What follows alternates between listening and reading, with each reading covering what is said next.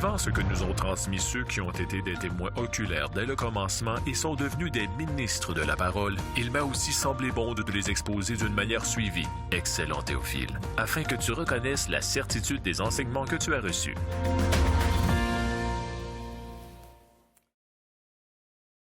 Bonjour et bienvenue à l'heure de la bonne nouvelle. Il nous fait plaisir de vous retrouver encore une fois aujourd'hui en compagnie de François et de Jeff. Nous allons ensemble pénétrer encore plus profondément dans l'Évangile de Luc. Et cette fois-ci, la dernière fois, on a parlé de la conception miraculeuse de Jésus. Mais là, on va parler un peu de ce qui entoure la naissance de Jésus. Et ça aussi, c'est intéressant parce qu'il s'est passé des phénomènes là, qui démontrent encore une fois que c'est vraiment Dieu qui est venu parmi nous. Mais avant d'ouvrir notre message pour aujourd'hui, François, toi, tu es, comme d'habitude, allé sur la rue, voir les gens. Et quelles questions leur as-tu posées aujourd'hui? Bien, en relation avec le texte d'aujourd'hui, la question qui a été posée, c'est dans un monde qui ne tient pas compte de Dieu, est-ce que Dieu intervient encore de nos jours? Ou Dieu intervient-il encore? Point d'interrogation. Alors, on écoute ça. Dans une société qui ne tient plus compte de Dieu, est-ce que vous pensez que Dieu intervient encore? Pas fort. En tout cas, pour moi, je te dis qu'il intervient pas fort. Je ne pense pas, non. Sinon, on n'en serait pas là aujourd'hui. J'espère que oui, parce qu'on s'en va, ça s'en va pas bien. Non, je crois pas en Dieu. Je sais pas. Pas du tout. Dieu, c'est une invention de l'homme.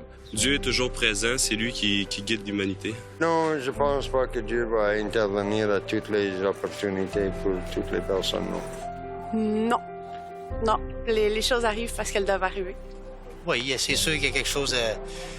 il y a quelque chose d'absolu ou de... Je peux pas dire...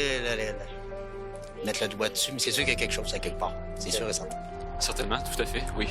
Il travaille beaucoup. Puis il y a eu des beaux signes de ça récemment, d'ailleurs. Je n'essaierai jamais d'y croire parce qu'il y a une force surnaturelle, il y a quelque chose. Moi, je crois qu'il y a quelque chose de supérieur à nous, mais que Dieu intervient, je crois pas, non.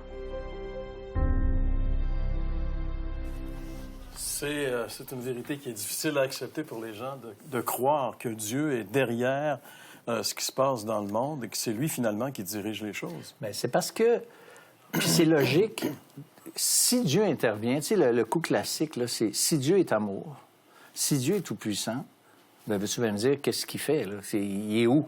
Puis je la trouve quand même pas illogique, cette réponse-là. Elle est logique par rapport à ce qu'on voit autour de nous. Mais c'est parce que Dieu est quand même en contrôle, mais on pense que Dieu, s'il est amour, qu'il ne permettra pas le mal. Mais Dieu nous a laissés libres. L'être humain a pris des décisions qui ont tout bousillé. Alors, on ne peut pas venir chialer, entre guillemets, après Dieu, un peu comme quelqu'un qui prend son ordinateur. C'est marqué « éloigné de toute source d'humidité ». Il s'amuse dans le bain avec. Ça finit par pas bien fonctionner et il est fâché après IBM. Coucou! Non, mais c'est vrai. Tu sais, je veux dire, mais c'est une compagnie de quoi, cette compagnie-là? Tu comprends? Il y a des conséquences à des gestes, à des décisions que l'être humain a prises, malgré les directives claires du Créateur. Je pense que quand on regarde l'ensemble des Écritures pour s'éclairer, l'intervention de Dieu aujourd'hui, elle est beaucoup plus à freiner le mal. Parce que quand il y a d'autres passages qui nous indiquent que quand Dieu enlève sa main sur quelqu'un pour le laisser aller à lui-même... C'est pas chic, hein? On peut se déshonorer nous-mêmes. Puis là, je veux dire, on est lâché, entre guillemets, lousse. Ça va? C'est un des pires jugements, ça. Oui. Donc, moi, je pense que Dieu intervient dans notre monde parce que, finalement, il soutient toute chose. Oui. Mais c'est pas, encore une fois, selon le concept du royaume établi.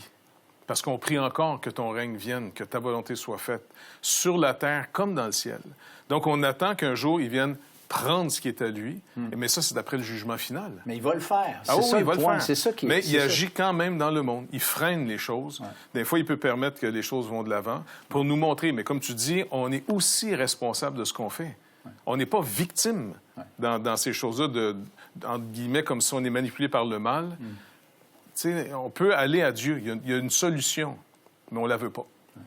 Dans le texte qu'on va lire aujourd'hui, de toute façon, un peu plus tard dans l'émission, on a une intervention extrêmement claire de Dieu, comment qu'il est en contrôle. C'est vraiment comme « wow! » C'est étonnant. Là. Justement, le temps des évangiles est un temps assez exceptionnel.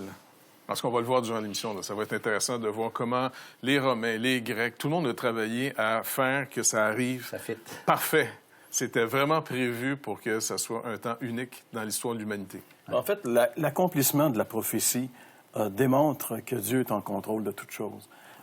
Dieu avait décrété, il décrète des choses à un certain moment donné dans l'histoire, et même si les choses n'arrivent pas immédiatement, des fois ça prend des siècles, mais ça arrive. Et même si, au moment où ça arrive, tout est peu probable, ça arrive quand même. Alors, si on prend juste le temps de s'arrêter, de réfléchir un petit peu sur ce que la Bible dit, sur les événements, ne serait-ce que l'histoire, on est dans l'Évangile de Luc, ne serait-ce que sur ce qui s'accomplit dans l'histoire de ces évangiles-là, dans la vie de Jésus, on va réaliser qu'il y a énormément de choses qui sont le fait direct de la souveraineté de Dieu. Dieu est au-dessus de toute chose. Mais ça paraît pas toujours. Comme tu disais, les gens qui souffrent souvent perdent de vue cette vérité-là, parce que leur vue est centrée sur leur souffrance, sur leurs difficultés. J'avais entendu des Juifs qui disaient que lors de la Shoah, ils se demandaient où il est notre Dieu. Tu sais.